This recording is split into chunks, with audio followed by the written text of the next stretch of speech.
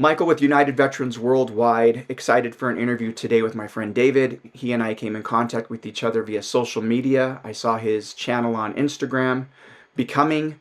I was really moved by one of the posts that he had that really emphasized traumatic events in our lives that we can't blame that for why we're going through so much struggle today, and we really can talk through some of the pre-existing conditions maybe that we've had from some childhood even in mindset and resilience that have contributed to us struggling, and I really found it insightful. But enough about that. I want to introduce you to David. David, tell us a little bit about yourself.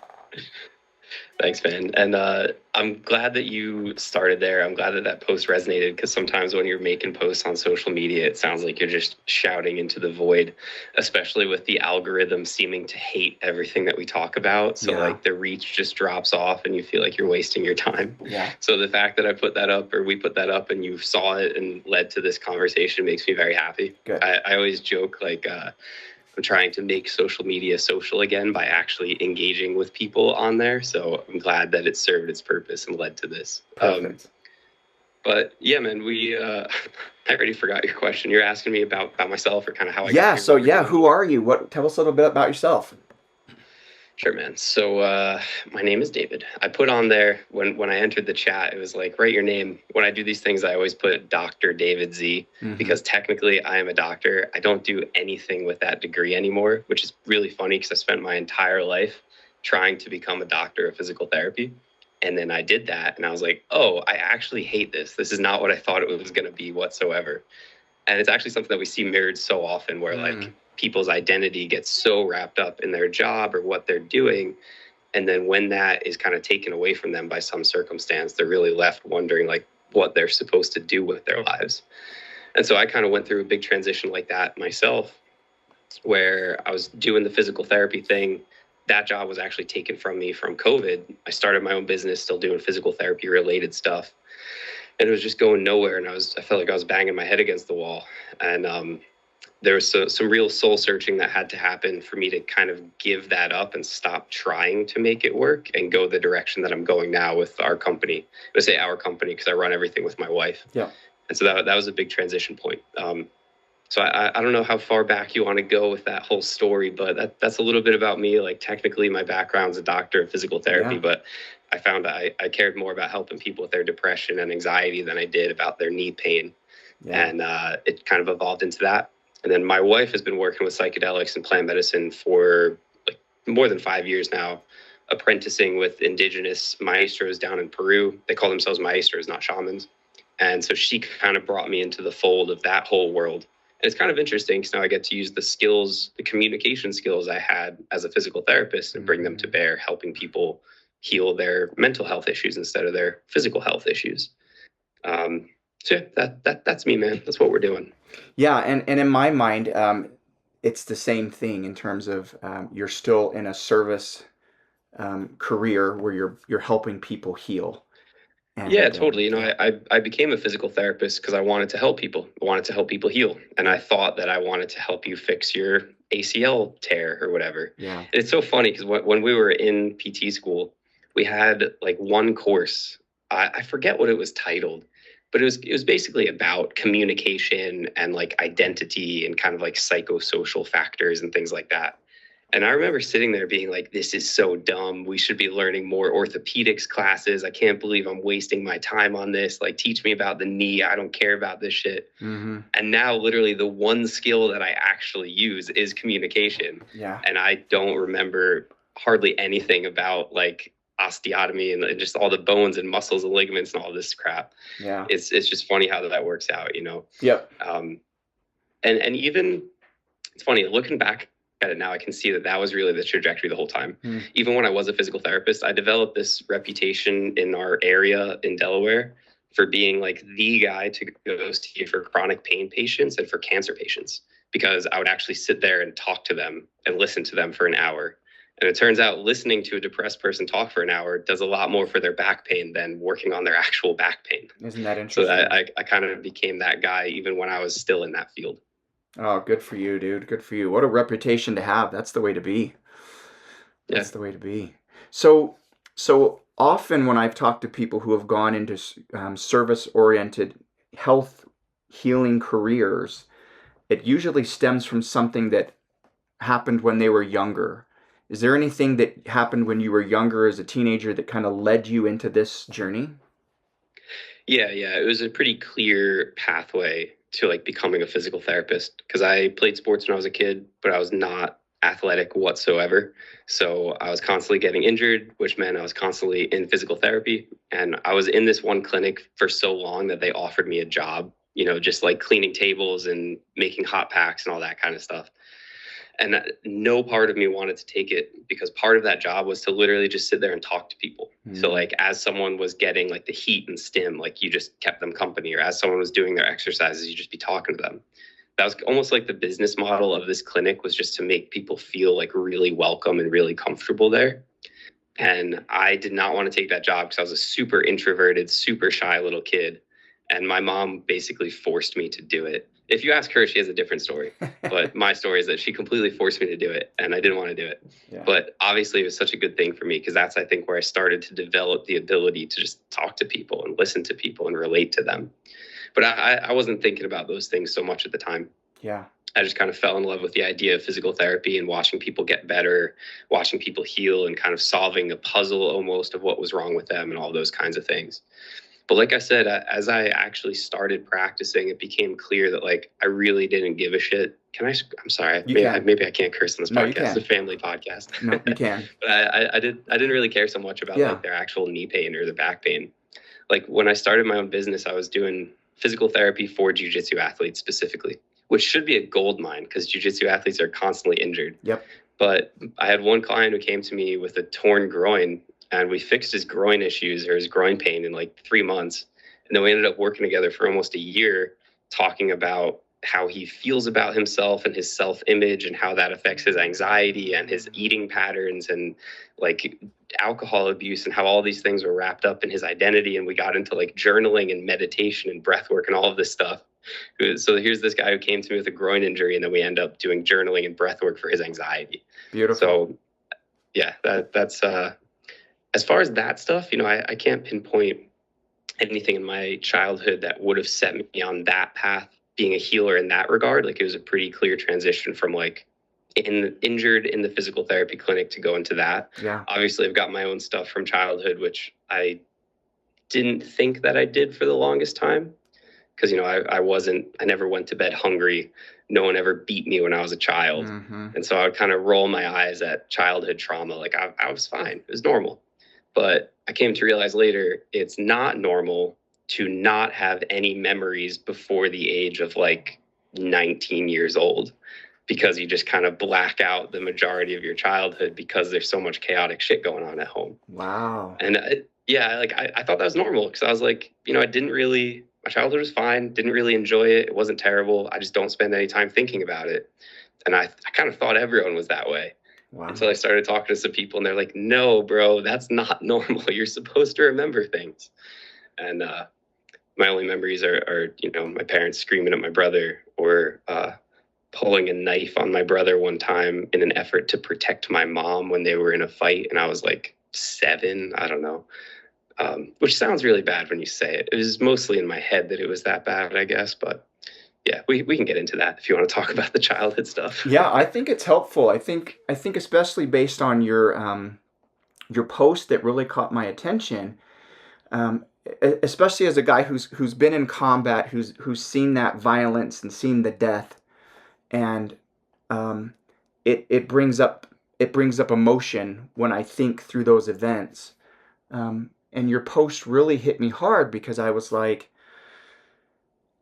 I know there's other stuff that make me different from the guy next to me who saw the same thing, and he's living a happy, successful life, and he's not doing negative coping, and I'm freaking isolating in a dark room and pushing everybody away. Like, yeah, there's some lack of coping that happens. So yeah, like, tell me about it. So when did you recognize that you had some stuff that you had to deal with, and how did you do that? Man, I think this was when I was in grad school. Well, yeah, I guess all of this happened when I was in grad school. There's this podcaster named Sam Harris, who I used to be a huge Sam Harris fanboy. And it's funny because he's like a hardcore atheist. He's like one of those very vocal atheists, like a Richard Dawkins kind of guy. And my girlfriend in grad school was a Christian, and I would listen to this guy's podcast and then go pick fights with her about how her God was fake, which is great relationship dynamic. Right. But this guy talked all about neuroscience, and I was very interested in like the hard neuroscience side of things, which got me interested in LSD and how that affects the brain. And so here's this like super atheist guy that led to me tripping for the first time. And then after doing that, I realized like, oh, I'm not an atheist anymore because I saw so many things that I couldn't explain. And then I went and sat with ayahuasca. Now I have like a firm faith in God, and I pray every day and do all kinds of religious stuff. So it's kind of funny how we came full circle on that one. Yeah. But yeah, man, I remember being in grad school and just kind of thinking, like realizing like, oh man, like I am depressed. Like I'm just not happy pretty much ever. I'm not really interested in the things that I used to be interested in. I'm just kind of like existing and going through the motions of going to school because that's what I'm supposed to be doing right now, because I've kind of committed to that. And I had an older brother and sister when I was growing up. They're still alive. I said that like they're dead or something. I have an older brother and sister, and they always had a lot of issues. Like they both had Tourette syndrome, so they were kind of in and out of doctors for that stuff. And then my sister had a lot of like anxiety and depression issues. Yeah.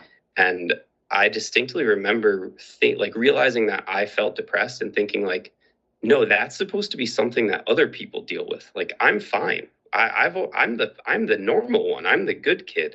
It's my brother and sister that have all these problems. Yeah. And that was kind of a staple of my childhood, was that like I was the good kid who always kept it, like I had everything together. It was kind of perfect. And that's where a lot of my things come from, was that pressure I put on myself. Yeah. But yeah, realizing that was kind of a hard pill to swallow, of like, oh, like I'm kind of fucked up too. And I thought I was above that. I thought that was something that other people dealt with. But of course, obviously, it's a good thing I realized that, because it led me down the whole path I went down with plant medicine to doing what I'm doing now. Yeah. I feel like I'm rambling today, brother. No. Does that answer your question? Yeah, it does. It's not rambling. Yeah, no, it does.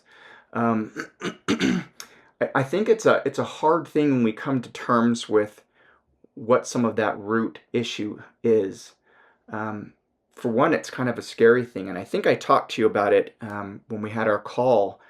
But I started to do some hypnotherapy with a good friend of mine.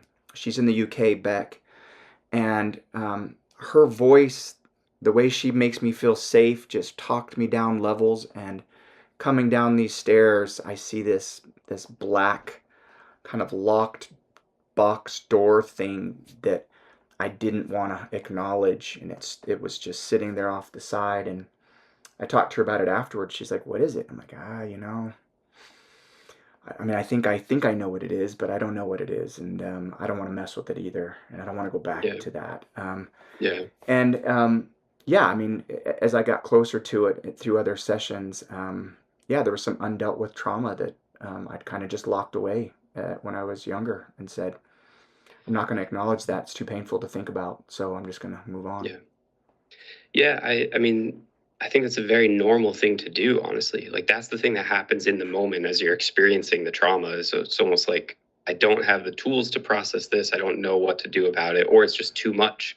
And your brain just kind of pushes it off to the side and locks it away in a box. And it's like, we'll sort through that later when we have some time for it. Yep.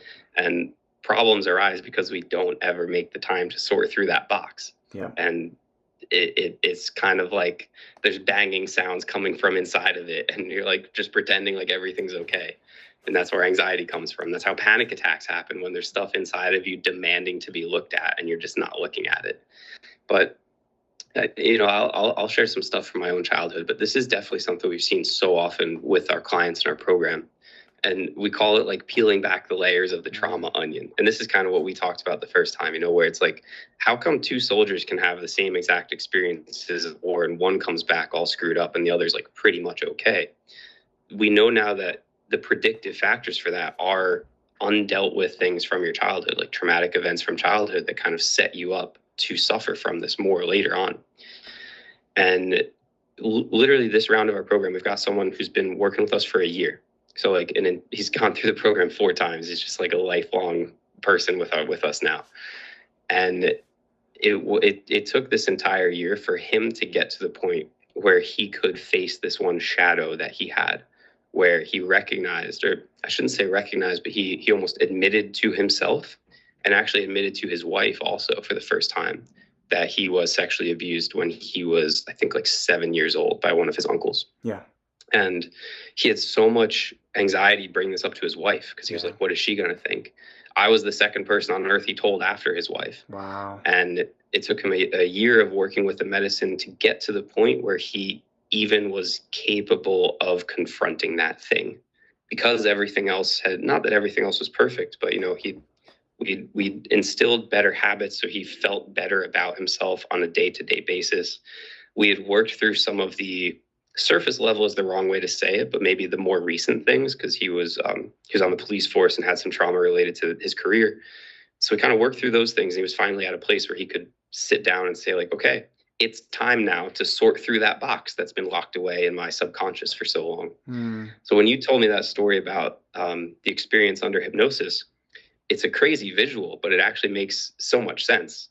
That, like, you're descending into the basement of your mind and there's this one thing tucked away there and you're like, I really don't want to look at that yet. Yeah. But you also know that, like, that's the thing you got to look at to heal, to transcend this level that you've been at for this long. Yeah. Yeah. When we talk trauma and we talk burying it and trying to cope with incomplete tools, it always pays a cost. Your body will always pay a cost. And that can be from erratic emotions. It can be from depression, anxiety. It can be random tears, you know, at inappropriate times. Like, you know, I think I went through all those emotions. And, you know, you mentioned anxiety, and this week has been rough for me. Oh my gosh. Yeah. Like, just feeling like a weight sitting on my chest. And I'm like, okay, so what am I going to do? What do I tell people to do on the channel? Like, I'm going to go cold plunge. I'm going to get an extra cardio session in. I'm going to wake up early and do my workout. I'm going to do all these things.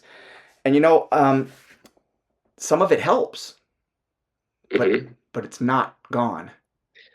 So this is, I'm actually really glad you brought this up, because we have this tendency to feel like we're supposed to do something about every feeling. Like, you feel hungry, you eat a meal. You feel tired, you go to bed.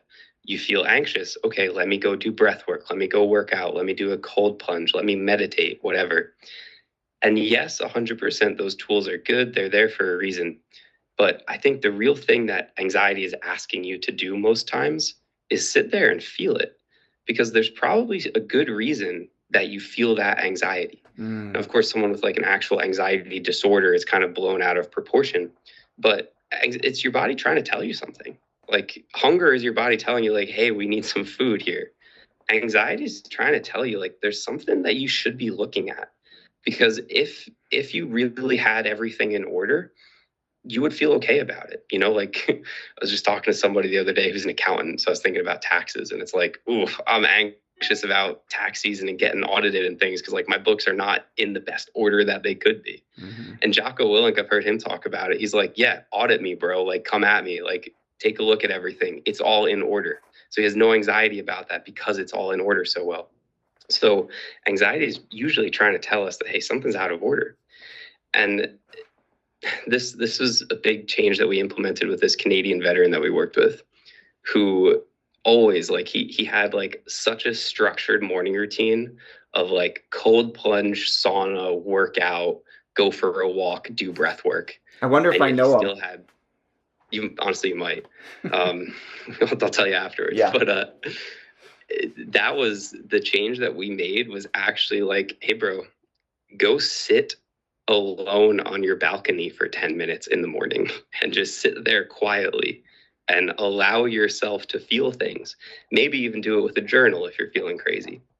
But so often we feel this urge to do something about our feelings, when a lot of times I think this is really what plant medicine helps you with, is it allows you to actually feel things.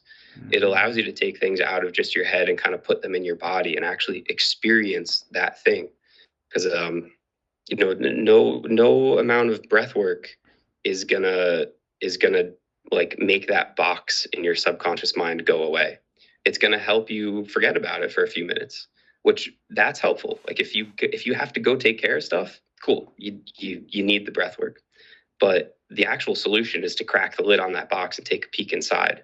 It's not to keep doing all of these things. That's just kind of bypassing that feeling.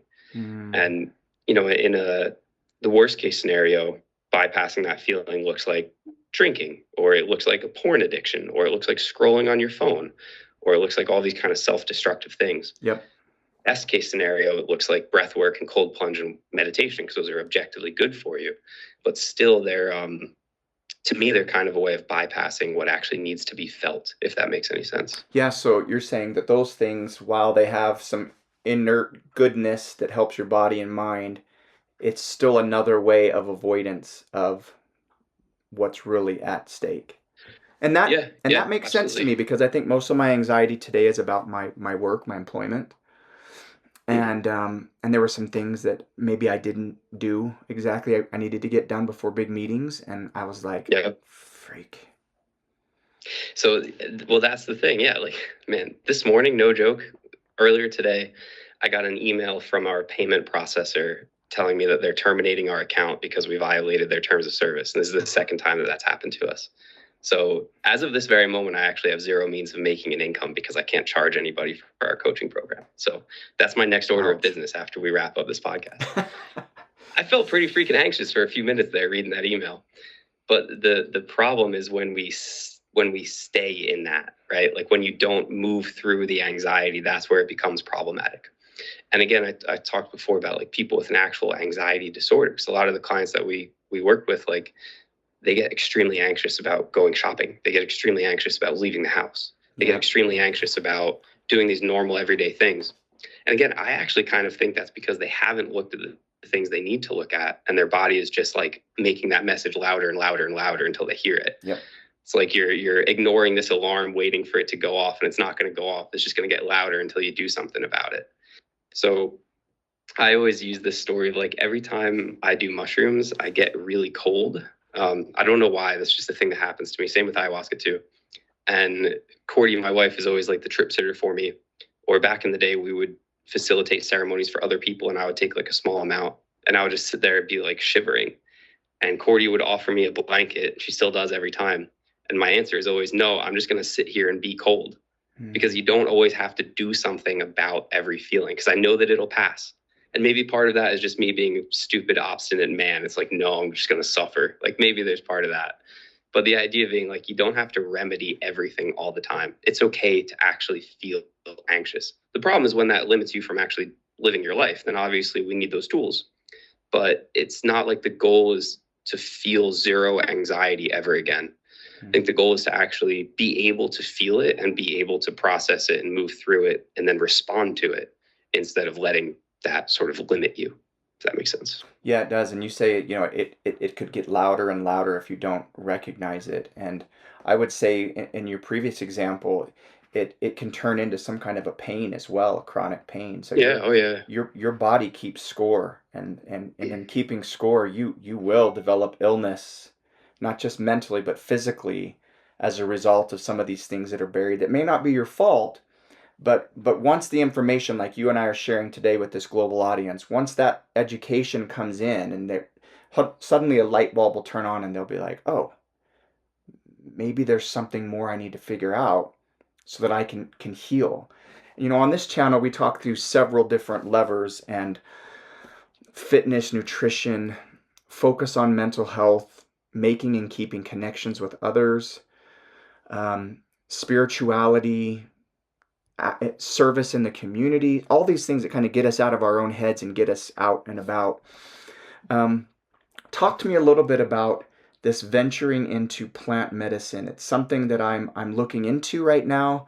I've interviewed a bunch of veterans, first responders who swear by it and say that it released 10 years of face-to-face therapy with different therapists who never worked, and helped them to heal to a place where they no longer feel depressed. And I'm like, that's impossible. So, yeah. Well, I mean, there's sort of different levels to look at this on. So I kind of talked before about this guy, Sam Harris. Yeah. If you asked him, he would talk to you strictly about the neuroscience and what's happening to your neurotransmitters. And he would talk to you about the default mode network in your brain, which is all very interesting stuff. And honestly, within our programs, like we help people get into psilocybin microdosing paired with spiritual practices, paired with self-growth, guided curriculum to work through all of these things. And so undoubtedly, there is a sort of physiological end of the spectrum where that microdose is objectively increasing neuroplasticity. It is increasing, it's suppressing some of the standard pathways and upregulating other pathways so you can develop new ideas. However, I think that there is a huge spiritual component there as well, or at least I think there should be. And I think you're kind of missing out on something if that's not there. And that's not to say that like you have to believe in God or you have to believe in my conception of God. But I think when used well, plant medicine is connecting you to something greater than yourself. And you can fill in the blank there on what you believe that is. But I mean, even just when you look at like mushrooms and how they operate and the mycelial network and how everything is interconnected, and you kind of slow down and take a step back and look at nature and you see that everything is interconnected and you see that humans have a role on earth and we have a role within society. I think so many of our problems come from seeing ourselves as disconnected from everything else. Within the spiritual tradition that I follow, they always talk about like, are you watering the root of the tree or are you watering the leaves of the tree? The idea being that like you want the leaves to flourish, you want the flowers to bloom. You don't pour water on the flower. You get to the root of it and you nourish that. And I think that that's one of the most powerful things that psychedelics can do for you is reinstilling that sense of connectedness and reinstilling an understanding of how you fit into the picture of the universe. So I know that that's a kind of nebulous answer to your question, but that's more so how I like to look at things. And of course, it's also about being connected to yourself. You know, we just talked all about anxiety and these feelings. I think that everything we talked about with like the cold plunge, the workouts, the meditation even, it's actually fostering you being disconnected from yourself. Because your body's sending you the signal of the anxiety that you feel, and you're doing something to push that signal away or distract yourself from it. And not to get too conspiratorial, but I think if you look at the way that society is set up, pretty much everything is trying to disconnect us from ourselves because then they can sell you more things or make you feel worse or control you in some way. Yeah, I think that's a known truth. Yeah, for sure. Yeah. So if again, within our program, we look at how can microdosing support a deeper relationship with yourself? Because I don't think a relationship to someone else or something else will ever be healthier than your relationship with yourself. Like you're never going to find a romantic partner that loves you more than you love yourself because you can only sort of accept that level of love. So you'll sabotage it or you'll push the person away or you'll feel like you don't deserve it. So to me, that's what psychedelics come back to is how can I develop a greater sense of self-love through this process and know that that's going to flow over into everything else that I do. And now that's something I used to roll my eyes at so much. Literally before the first time I did ayahuasca, I worked with this guy who was like an online coach who helped business owners and executives get the most out of psychedelics. And I paid this guy a ton of money because I didn't know much. And he told me this. He was like, at the end of the day, psychedelics are just about learning to fall more deeply in love with yourself. And I was like, bro, that's the cheesiest thing I have ever heard. Get out of here with that. Like, that's not what I'm here for at all. And now here I am preaching that to our clients in our program. There's a lot of things that I used to roll my eyes at that now I'm a firm proponent of. So yeah, I don't know if that actually answers your question whatsoever on how psychedelics fit into the picture, but that's kind of my approach to it. I don't worry so much about what your brain is doing. We can talk about that. It's interesting stuff. But I worry more about like, what's your connection to yourself? What's your connection to God, however you want to describe that, the universe, whatever term you want to use. Because if you don't know yourself, if you're not comfortable with yourself, and if you don't feel like you have a place in the universe, bro, no amount of breath work is going to make you feel better if you don't feel like you belong in this world. No workout plan or meditation is going to get you past feeling like worthless if that's actually how you feel about yourself. So that's why we take that path. Again, it's kind of like watering the root of the plant, and everything else is going to fall into place if you love yourself and if you feel connected to other people. Yeah. Yeah, and in my interpretation of that and what I do on this channel is I talk very openly about spirituality being a relationship that you're forming with God, where Yeah, He knows totally. you, you know Him, you talk, you communicate both ways, and that's the process of getting through this life, knowing that you're connected. And it also has to do with self-worth. So I interview plenty of people who have lost sight of what self-worth is, um, because of trauma, because of whatever, and they forget that self-worth isn't earned. It's innate. It's in you already, Hmm. and you just have to discover it, like you're saying. Um, I'm excited to take the next step in the near future, and I've interviewed a few people that have got me connected with some other groups that can help cover some of the cost to do some of this. And you and I can talk offline about it too.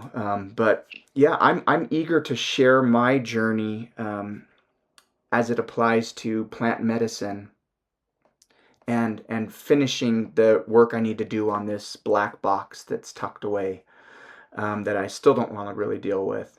Um, but when I talk about hypnotherapy, I come from a traditional Christian background where um, it's taboo to talk about plant medicine in this way. It's taboo to talk about Hmm. Yeah. hypnotherapy, or at least it was. And now it's different. Now it's like, um, God placed us here with these resources, and if the resources Yep. aren't well understood, well, that's our fault. We need to understand them, and then we see what the application of those resources are that can actually help us. Um, Yep. and that's where I'm at mentally right now in that journey. Dude, I couldn't agree with that more. It's like, okay, cool. You believe in God, you believe in this perfect creator. So he put us on this earth with all of these things, and you're going to tell me that he didn't want us to use these plants over here?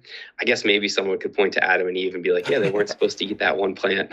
I don't know. I I don't don't think know enough that's about that one. Christian theology to have a strong argument there, but it can't apply to all of them. No, no, and so And I'm also, eager to share that journey with this channel, even to the point of maybe even recording some of it and showing the outcomes so that there's more education as it applies to healing.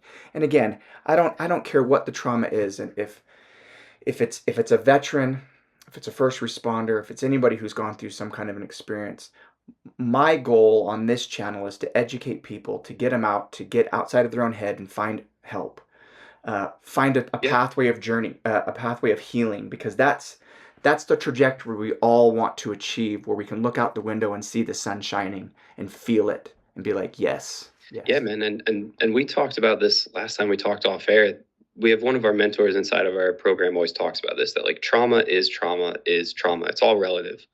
Whether you were like 5 feet away from an IED blast on a hillside in Afghanistan getting ambushed, or whether your mom didn't hug you much when you were a kid. Yeah. Like the worst thing that you experienced emotionally is the worst thing that you experienced. There's Hmm. no comparison. And you don't have to, it was joke also, like it's not the trauma Olympics. You don't have to qualify for healing because Nope. you went through bad enough stuff. Right. That's actually something we see all the time, where because we talk about veterans and first responders on our Instagram page. We always have people say like, oh, I don't qualify for this, or I don't want to take away a spot from somebody who needs it more. Right. But as you mentioned a second ago, like self-worth is not earned. That's inherent in you as a human being, that you deserve to heal just as much as somebody else. 100%. Um, self-trust and self-respect are different. I think they are earned by keeping your word, and that's where I thought you were True. going to go with that before. But yeah, man, I think if you can go through that journey and highlight that, I think that's so valuable. That's why we try. If you've ever seen our Instagram, the becoming.home, like we always post these screenshots of things that people said, and it's hard for us. Like I've got a bunch of buddies who are personal trainers. It's very easy for them to share testimonials of like a before and after photo of someone's body like losing 20 pounds, right? How do you share a before and after photo of someone who had a panic attack trying to buy dog food at Costco, and now they can go travel with their friends and family and they're living their life again? Like you can't Mm, really capture that. And plus, we blur out names and faces and everything just to respect people's privacy. Because we have retired soldiers and first responders and former CIA targeters inside our programs. Like the Yeah. anonymity is something we take seriously. Yeah. But all of that said, if you were to go through this, whether it's our program or anything else, being able to kind of document that process and show people what it's like, I think would be so valuable just to answer people's questions and just kind of be a leader in that sense of like, don't just take my word for it. Like I'm doing this and I'm sharing with you guys what that process looks like, and you all can see the results. There's one other thing. Whenever people would come back from an ayahuasca retreat with us, the first thing, of course, is like, I got to tell all my friends about this. Or like, my mom really needs this. I got to tell her about it.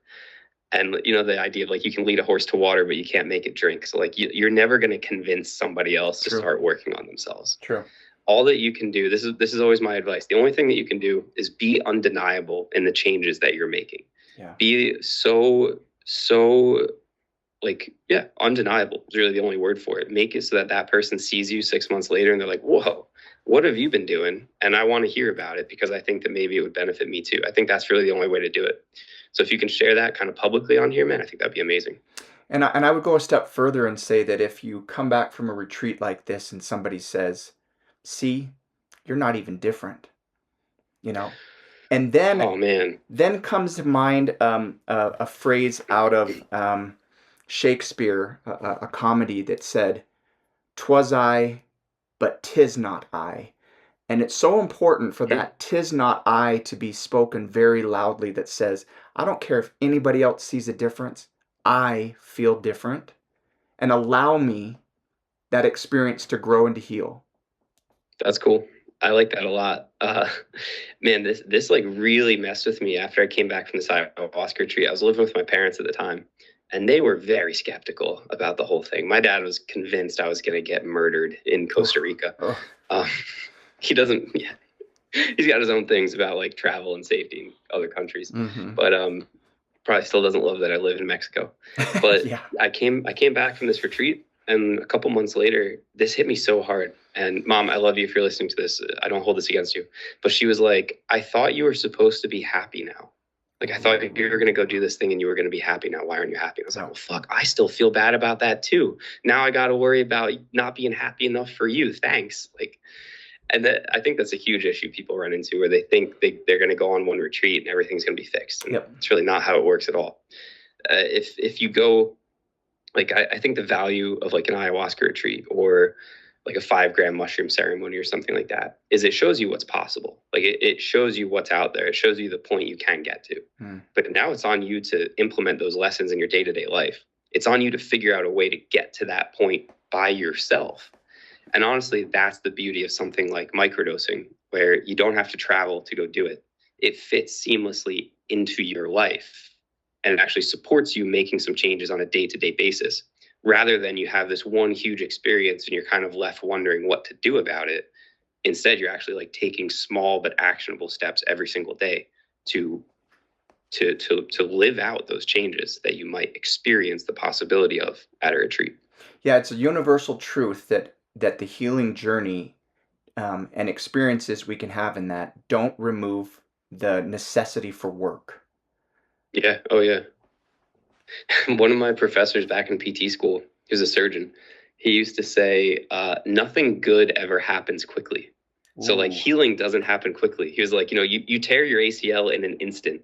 You herniate a disc in an instant. Rehab is going to take like 6 months to a year.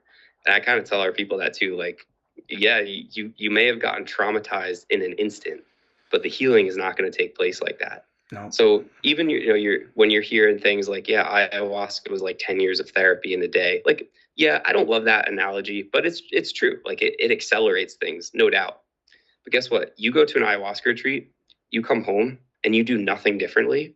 You just had a crazy vacation in the jungle, and you're going to revert right back to the same things in the same ways that you were. Like the idea of, if you have a sick goldfish, what do? Do you give the goldfish medicine or do you clean its tank? Like which one's going to have a long-lasting solution, right? So yeah, you go to that retreat, you drink the medicine, you come home, you got to keep cleaning your tank too, or else nothing's going to change. Yeah. And so much of life, and I can use the spiritual analogy of standing in a river and moving upstream. Mm. At any point in the hard current of life, we choose to stand still. We really don't stand still in that current. The current's constantly pushing us backwards. We have to have constant effort pushing forward. And I talk about the different levers that I encourage people to use in their journey of wellness. You've got to use all of them, and you've got to be consistent, and you've got to be disciplined, and you've got to keep the work up. I don't know of anything that's a quick fix. So when people talk to me about nutrition and they say, hey, I should talk to you about this new diet I'm doing, I'm like, stop. I don't Yeah. want to hear it. Because nothing is quick. If you want to Yeah. achieve a look, you've got to be disciplined, you got to be exact, you got to be knowledgeable, you got to be timely. I mean, all these things, right? Not quick. Yeah. Yeah. In our coaching program, kind of the approach that we take, it's kind of this two-pronged approach of like, we're gonna do actual tangible things differently every day. Like, we're actually gonna change your habits, but then we're also gonna work on all the underlying things that led you to that habit in the first place. Because I think you can kind of rack up some quick wins, if you will. Like, if you have terrible habits and we implement a better morning routine tomorrow, you will feel better, Yep. like objectively. 100%. If you're starting your day watching FPV drone footage from the Ukraine war and we stop doing that, like, you're going to have a better day. I promise you.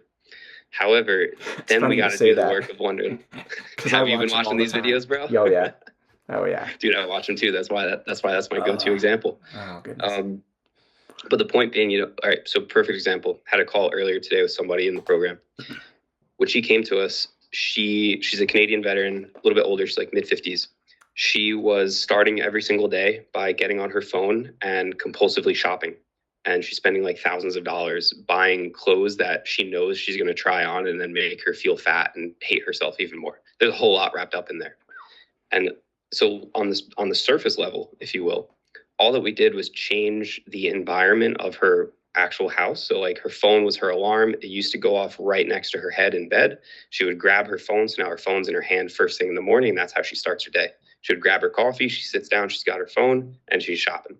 So literally all that we did was engineer the environment to be different. So now the phone is tucked away in a different room. She has an actual alarm clock and she has a book waiting for her next to her coffee maker. So the entry point into that negative behavior is literally gone. So the phone's not in her hand. We have a substitution right there, the book. She still is doing some online shopping now, just at a different point in the day. But one of the things that she was talking about, the biggest change in how she feels is just not starting the day on her phone, because now she's not starting the day feeling anxious. Or if she had a stressful dream, she's not compounding the anxiety. So like, that's a quick fix. Objectively, that's done. Like, you set up the environment, done, boom, you feel better.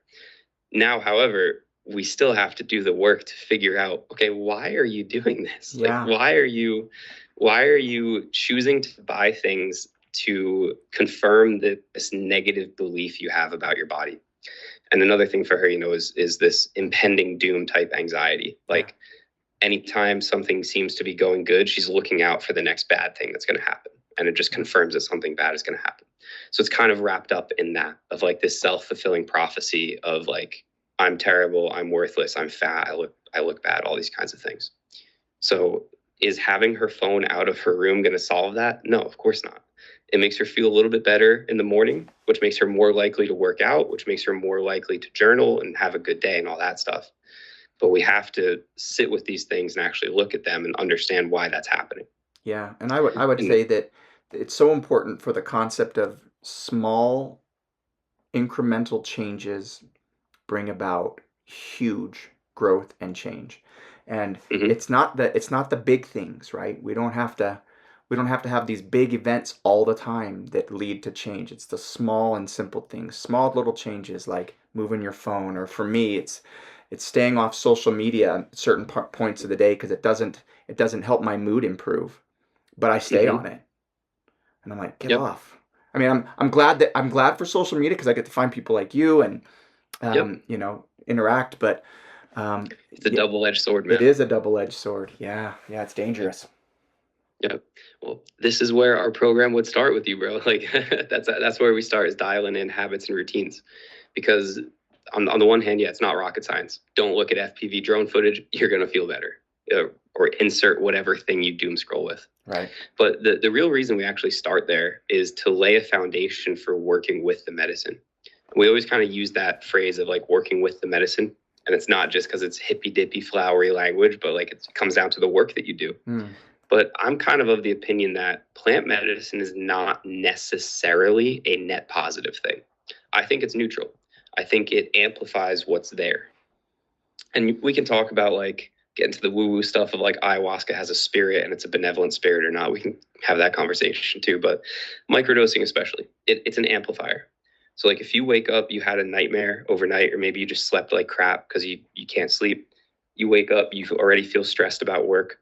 Now you take a microdose, you wash it down with your morning coffee, and you get on TikTok or Instagram. You now have turbocharged anxiety. Like you haven't done anything positive for yourself. Especially if you're a big coffee drinker, you're going to like be able to hear your heart beating in your chest and have a freaking panic attack because of it.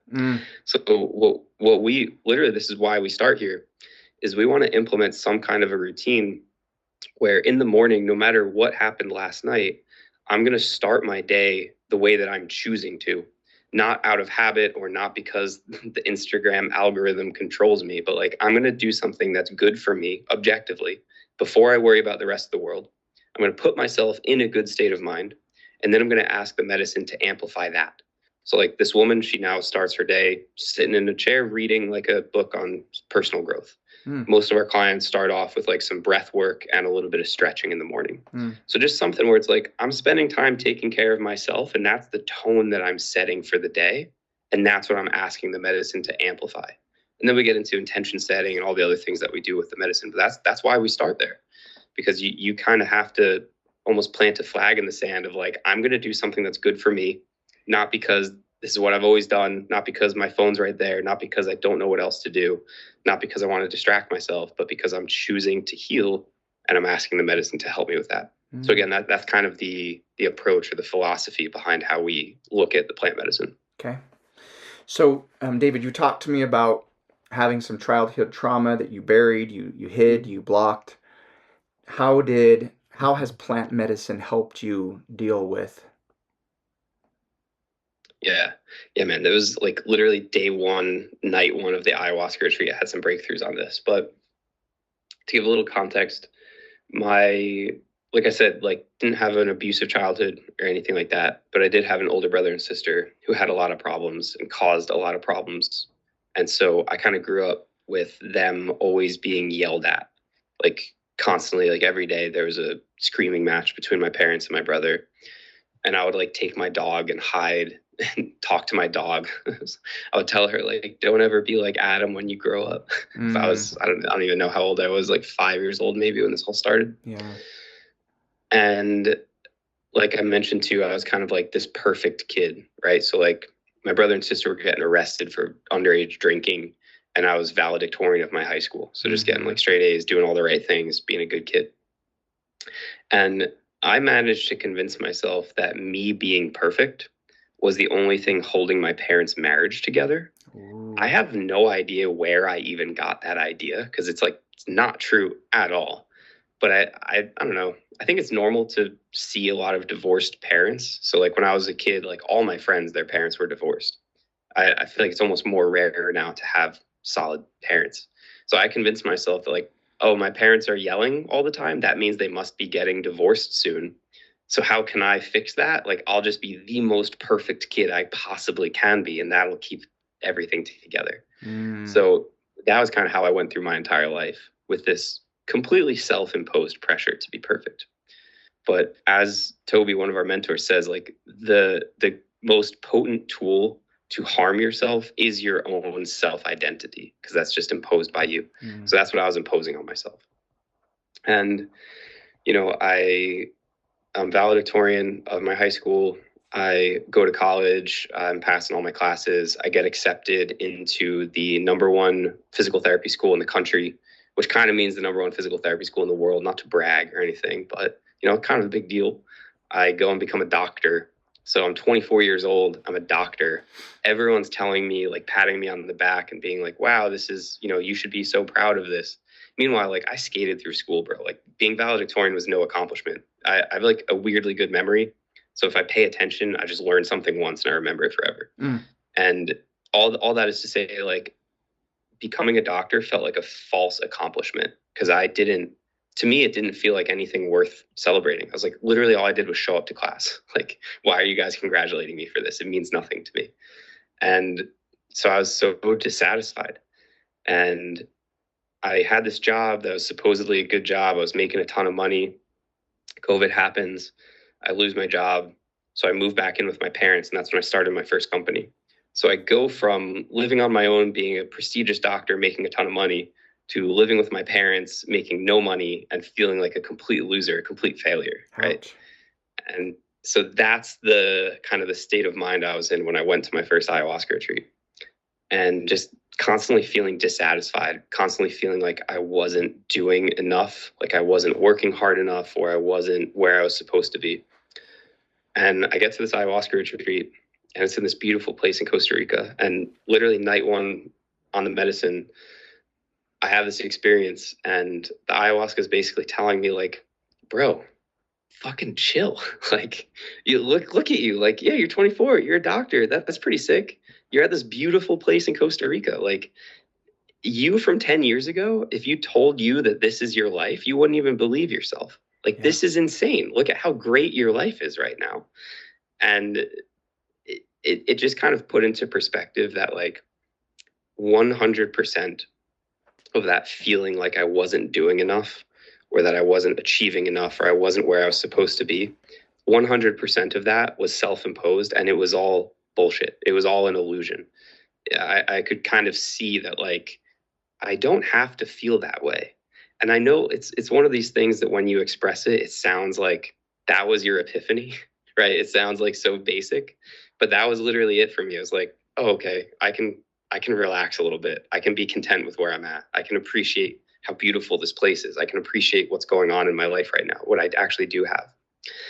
And interestingly, I might have gone too far in that direction. And it sort of, on paper, it seemed like it almost took away all of my ambition and all of my drive. But it's only because my ambition and drive was fueled from a place of self-hatred in the past. It was fueled from this place of, like, I'm not good enough, so I need to achieve more and I need to do more. And so then once I got to this place where I was like, oh, I'm perfect the way that I am, it's almost like I stopped trying at certain things. Mm-hmm. So maybe I'm predisposed to laziness and I went too far in that direction. I don't know. Or maybe I just didn't have a good enough reason why. Like, that's something you hear from veterans all the time, is like, you need a new mission now that your mission is over as you transition to being a civilian. Yeah. And, my mission was fueled by self-hatred. And then when I stopped hating myself, I didn't really have much of a drive anymore.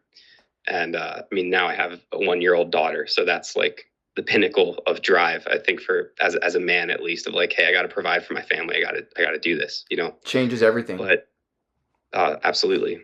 So that was probably a long roundabout way of explaining how my childhood experiences, it's not even like the actual experiences affected me, but it's the way that I internalized them, because I didn't have anyone that I was talking to.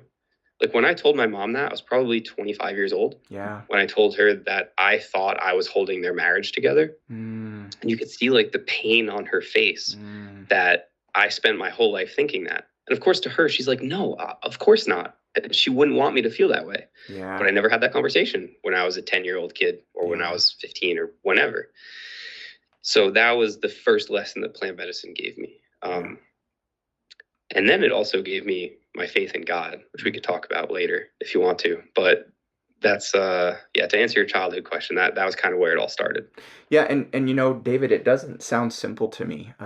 What it sounds like is a ray of light, and there are moments where I feel like God has spoken to me in my heart, my mind, and everything kind of feels synced.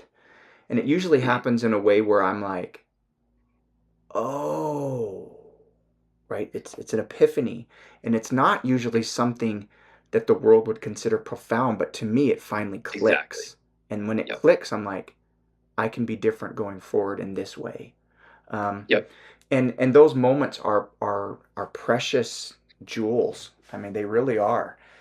So no, it doesn't sound simple to me. It sounds wonderful that that was unlocked for you and gave you new vision. But it also opened up a whole new set of work for you to do to help change that behavioral thinking, right?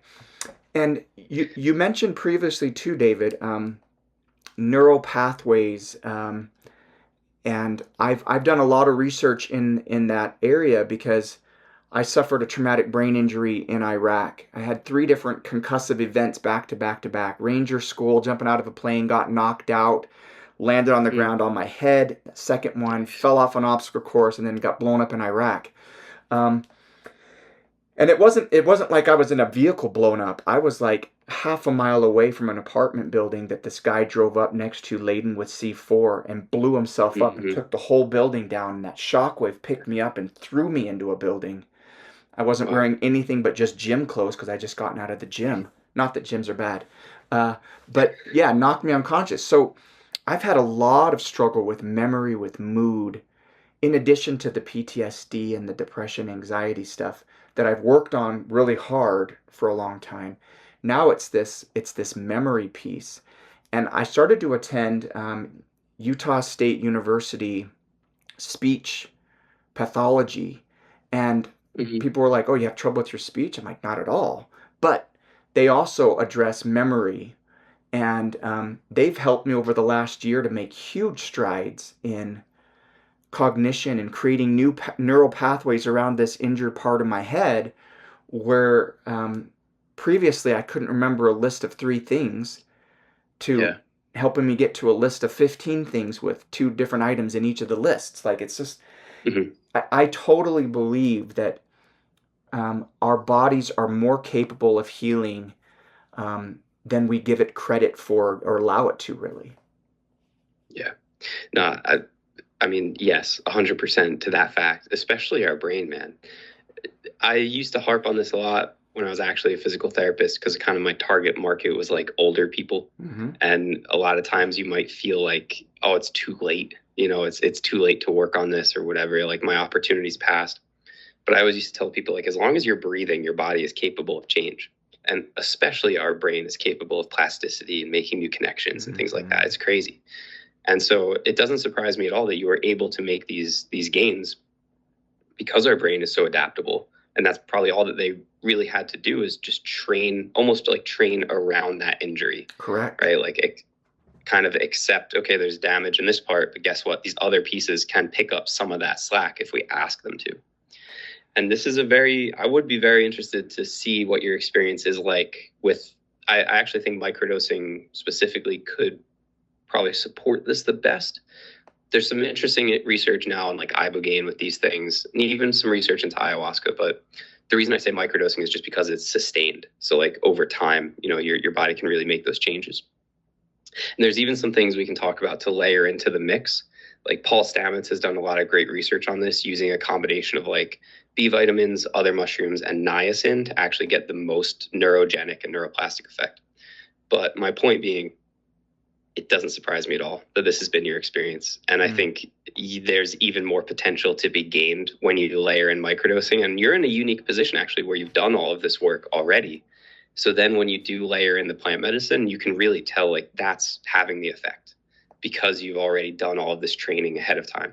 That's even something we talk about in like the spiritual context of using microdosing to prepare for ayahuasca, where instead of showing up to this ayahuasca retreat, it's like, and you're like, I have all these problems. Can you please help fix me? It's very different to be like, hey, I spent the last 3 months untangling this ball of yarn the best that I could. I've loosened some of the knots. I've dealt with some of the things myself, but there's a couple sticking points that I can't get past. Can you help me with this last little bit? So I almost feel like that's the position that you're in with the actual brain damage of like, hey, I've done a lot of work. Let's see what else can be achieved. And I actually definitely think that we're talking about the same Canadian veteran, because I know he's hooked up a lot with the brain injury stuff. Yeah. And then I would be interested for you to talk as well to our mentor, Toby, because he has like on an MRI, he has like a confirmed dead spot in his brain. And he had so many issues. And it's even more insidious because there's a lot of overlap between PTSD and TBI symptoms. Correct. In terms of memory loss, irritability, all these kinds of things. So it's almost like well, what's causing it? Yep. That's the kind of cool thing about plant medicine is like, man, it's going to fix it either way, or it's going to help fix it either way. But yeah, he experienced a huge cognitive benefit from the ayahuasca and from microdosing, despite having this dead spot in his brain. I don't think he's ever done a follow-up MRI, which would be really interesting to see. But Canadian healthcare is not handing out MRIs anytime soon. No, we'll see what happens with the new PM that's elected and see if they can Yeah. change some things there. But Yeah. that's good news for me. That really is, because there's nothing else that medicine can do. I'm not looking for popping pills. No. And there's only so much that I can do to get to a point with even the speech pathologists, and I'm working with them again this next semester. They have a student that works with me as well, and I'll go through another 6 months of this and see how far I get. But I'm excited that there's some good news and some hope that some of this plant-based medicine might even push that forward a little bit more. Yeah, man, I definitely think it could. Not to just like completely get your hopes up, but that's the thing that's been shown with microdosing. The reason Paul Stamets combines it with niacin is it seems like that helps to actually push the active compound, to push the psilocybin to the ends of the dendritic growth, so like to the actual ends of the neuron, where the breakdown in the communication between the synapses actually happens. So yeah, for you, you're someone where we would talk more about the physiological side of the spectrum, because you're working on that too.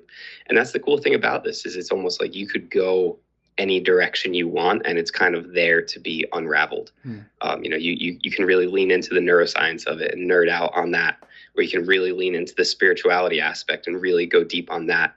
It's almost like a choose your own adventure of getting into plant medicine. Yeah, so talk to me about microdosing. I'm not sure exactly what that even looks like. Sure. Yeah. All right. So I'll be talking in the context of psilocybin microdosing. Microdosing in general just means taking a small amount of a substance. So there are people who microdose with ayahuasca even, which is kind of crazy. There's obviously you can microdose with LSD. You probably shouldn't microdose with MDMA because it actually has a cardiotoxic and neurotoxic effect. That's my little disclaimer. But we focus on psilocybin microdosing. And so the actual dosage that we're talking about, I think this is actually something that people screw up quite a bit. There's a lot of bad information about this. And like, as this stuff is becoming more accessible, there's only more and more bad information. So like you can buy a chocolate bar at the freaking gas station that has psilocybin in it. Like my sister brought my mom a mushroom chocolate bar on Thanksgiving. And I was like, oh, cool. Send me a photo of the packaging. And the packaging says like, take 1 to 4 squares, right? But then you look at it and each square was 250 milligrams. And so if you take 4 squares, that's a gram of mushrooms. That is not a microdose, dude. That's you're feeling things. The turkey's going to start talking to you on a gram of mushrooms potentially. So honestly, it's kind of dangerous, the stuff that's out there. Yeah. So for me, like most of our clients are somewhere in the range of 100 to 200, maybe 250 milligrams. The majority of our clients end up on like 150. So like 0.15 grams. My sweet spot is half of that, 75 milligrams. So like 0.075. So I think most people, when they think they're taking a microdose, it's like that meme, like that wasn't a microdose. Like that's where most people end up. And then they kind of have a negative experience. Like I said, they drink some coffee and they feel more anxious. Or maybe they luck out and they have a good time, but it's not reproducible and they don't know why they felt better. So dosage wise, we're talking like 100 milligrams, maybe 200. One factor on that is if someone is on SSRIs, so like antidepressant medicines or anti-anxiety medications, those can sort of blunt the effect. So when I said maybe someone takes 250 in our program, it's usually because there's someone who has a high tolerance to begin with and they're on those meds. Interestingly, the like your body weight really has nothing to do with it. So it's the biggest predictive factor I found is if you've drank ayahuasca before, how sensitive you are to ayahuasca is how sensitive you'll be to microdosing. So for instance, my wife requires about 3 times the amount of ayahuasca to get to the same place that I do. And she weighs like almost half of what I weigh. So it has nothing to do with that. It's just kind of your sensitivity to it. And then the other factor to consider is you'll hear it called like the protocol. So that's basically just days on versus days off. So when you're microdosing, you actually don't want to microdose every single day. And if you're researching this, you'll see different things written about, like the Stamets protocol and the Fadiman protocol. None of them are better than another. Those things exist basically because those guys were doing scientific research. So they needed to describe the methodology in their paper so it could be reproduced. And that's kind of gotten perpetuated. So there's no reason it's not like that's the right thing to do.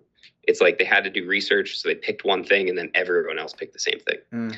But you don't want to microdose every single day for two reasons. Number one, you develop a tolerance to it pretty quickly, actually. So we want to have some off days, almost like you would cycle on and off of your pre-workout if you're building up a tolerance to it. Yeah. So most people end up doing something like maybe 3 days a week or 4 days a week, maybe every other day or something like that. But honestly, even more important than that to me is we want to basically have data on like, how does the microdose affect me versus like the days where I don't take it. So, you know, there would be like a control group in an experiment. We want to have a control group within yourself so that you can compare, how do I feel on days where I microdose compared to days where I don't. And inside our program, we have all kinds of systems for this. Like we have a habit tracker where you're tracking the days that you microdose, you're tracking the days where you do your habits, we're journaling about the days, we're giving the days a rating so that at the end of it, we can kind of correlate that data. And to me, I say that's the most important thing, because you have to be able to understand, what has the microdose actually done for me? The goal is not to just rely on the microdose. We're like, hey, I feel better, so I'm just going to take this now for the rest of my life instead of taking Prozac for the rest of my life. But that's not the goal. Yeah. We need to be able to pull the thread on, okay, I feel better. Why do I feel better? Like, is the microdose helping me, making me more likely to wake up on time and to go to the gym and to meditate? Am I having fewer negative ideas in my head and like less of that negative self-talk on days where I microdose? And so if we can understand what it's done for you, then we know, okay, I got to keep doing more of this even when I'm not microdosing. Or, okay, I have to really kind of watch my thoughts and not let that negativity creep back in when I stop microdosing. Because we don't want to rely on it forever. That's not really doing anything for you. It should be a tool to learn about yourself, like we were saying before, to deepen that connection to yourself and that relationship to yourself. So that's why, you know, we figure out the dosage, which is probably lower than most people think they need. And then we do something like 4 days on, 3 days off, and we're able to actually understand and ideally collect data about yourself with something like a habit tracker or daily journaling or something like that.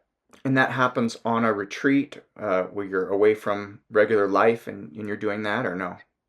No, man. This is kind of the beauty of microdosing. I mean, we do that at our retreats, yes, but like we work with people wherever they're at. So our clients are all over the US and Canada, and they're just going about their normal lives. And it's almost like how nowadays you might have a personal trainer who works with you online, and you go to the gym, but they kind of give you a program to follow, and they're helping you figure out the problems and get to your goals and everything. It works just like that.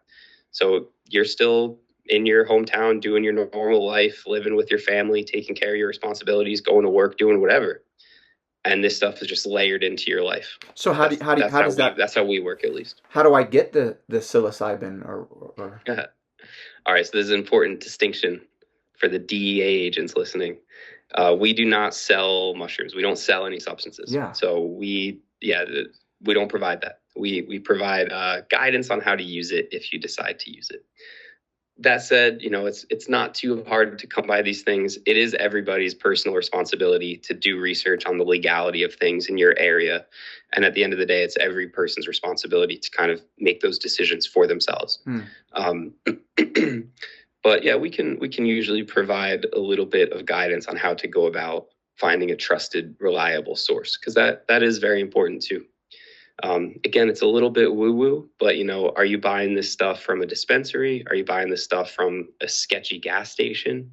Or are you buying it from somebody who, for the purpose of helping you heal? It's almost like eating some of grandma's home cooking as opposed to going to a fast food restaurant. Like, what was the energy and the intention behind where this came from? And I know that it's a little bit out there, but I fully believe in that. Yeah, good. Well, it's good information for me to know. I just didn't know. But my experience has been in interviewing guys. These are guys that I care about. I trust their opinion Hmm. and their experiences. And so I'm excited to validate that for myself as well. So Right on, man. We can talk off air a little bit more about that process yeah, and kind of what our coaching looks like. yeah. But yeah, just for people listening, if they're interested at all, we always do this in a group setting. So right now it's January 7th at the time of recording this. Our next group starts January 20th. So it's like a 12-week structure. So everyone's moving through those 12 weeks at the same time, kind of at your own pace, but everyone's on the same schedule. So we got this one going on January 20th, and then our next one will probably be sometime in March. And we run usually 4 or 5 of these groups throughout the year, kind of opening the enrollment, and then everyone goes through it together, which is important so that you can build some cohesion, some trust with all the other people in the group, because there's a lot of vulnerable stuff that gets shared in there. Oh, I'm sure. Oh, I'm sure. Wow. Well, David, this has been an incredible experience. I'm grateful for you sharing your experiences, your story, and educating our channel here on more of the detailed aspects of the plant medicine and how it's been so important that you've taken your educated doctor self and pushed yourself into a different form of healing that you believe in, and it seems to be working. Yeah, thank you, man. It's funny. Sometimes Cordy and I will just like, if we're in a little bit of a slump, we'll just kind of look at each other and be like, does this even work at all? And then inevitably the next day we wake up to a text from one of our clients or a message or a post from one of them just talking about how grateful they are for the medicine, for the program, and all the changes that they're making. And we're like, oh, okay, good. Good. And it's funny. I mentioned, we pray every night. One of the things that we pray for is, we're grateful for the medicine for bringing healing that people deserve to everyone that we work with. And at the end of the day, that's kind of how we look at it. Like, there's really nothing special about me. Like, I appreciate what you're saying with my perspectives on everything, but I'm just a dude. I'm just a dude who watched Black Hawk Down one too many times when he was a kid. So I'm really into this stuff. But the credit goes to the people actually putting in the work, and the credit goes to the medicine for kind of helping to remove the obstacles in their path and helping that flow a little bit better. My job is really just to help people forge a connection to the medicine and kind of help them receive the healing that it has for them. And it's kind of cool for us because like that's what we pray for, to be that role. So it's very fulfilling, very cool to see it play out with all of our clients. So thanks for giving me the time to talk about it, man. Yeah, and I echo that. I do the same thing when I pray at night. I pray that this message that I share with people on a hopeful journey finds the people who need it most, and they start to practice Yeah, this in their own life, and find that peace because it's possible. So totally. awesome. Awesome, man. Dave, thanks very much. I appreciate it, brother. Thank you, All man. right.